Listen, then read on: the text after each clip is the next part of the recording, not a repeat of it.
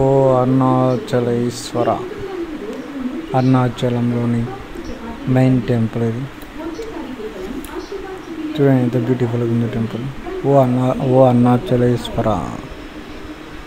తిరుపతి నుంచి 2 hours దగ్గరలో Arunachalam peaceful temple ఉంది. వండర్ఫుల్ అయిన టెంపుల్. గిరిప్రదక్షిణ చేయొచ్చు. స్వామి దర్శించినాక మనస్ఫూర్తిగా హ్యాపీనెస్ దొరుకుతుంది. ఈశ్వర ఈశ్వర పరమేశ్వర. ఓ నమ శివాయ, ఓ నమ శివాయ. దర్శనం చేసుకున్నాక మేము బయటకు వచ్చే పెద్ద కోనేరు, చిన్న చిన్న టెంపుల్స్ లోపలనే చాలా డిఫరెంట్ టెంపుల్స్ ఉన్నాయి. సుబ్రహ్మణ్య స్వామి టెంపుల్, లోకల్ టెంపుల్. చాలామంది భక్తులు తమిళనాడు, కర్ణాటక, ఆంధ్రప్రదేశ్ నుంచి చాలామంది వస్తారు.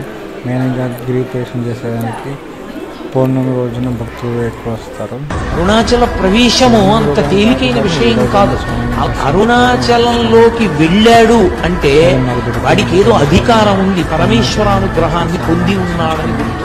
అరుణాచలం వెళ్ళి అడగని వాడి బాగుండాలని కోరుకుంటూ దర్శించుకున్న తర్వాత దేవుడి దయ చూపించాలి.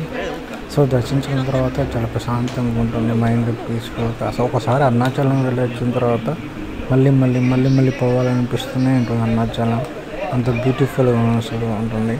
మనశ్శాంతి దొరుకుతుంది అరుణాచలంలోనే. అరుణాచలం ముందు అరుణాచల్ తర్వాత అంటారు. అది ఏమో కానీ నాకు ఇంతవరకు అట్లా జరిగిందేమో అనిపించలేదు. బట్ మనశ్శాంతి అంటే ప్రశాంతంగా ఉంటుంది. స్వామి దర్శించుకున్నాక మనశ్శాంతి చాలా ప్రశాంతంగా ఉంటుంది, చాలా హ్యాపీగా ఉంటుంది. ఓ నమ శివాయ, ఓ నమ శివాయ. సో ఈ వీడియో మీకు నచ్చితే, అరుణాచలం టెంపుల్ మీకు నచ్చితే లైక్ చేయండి, షేర్ చేయండి.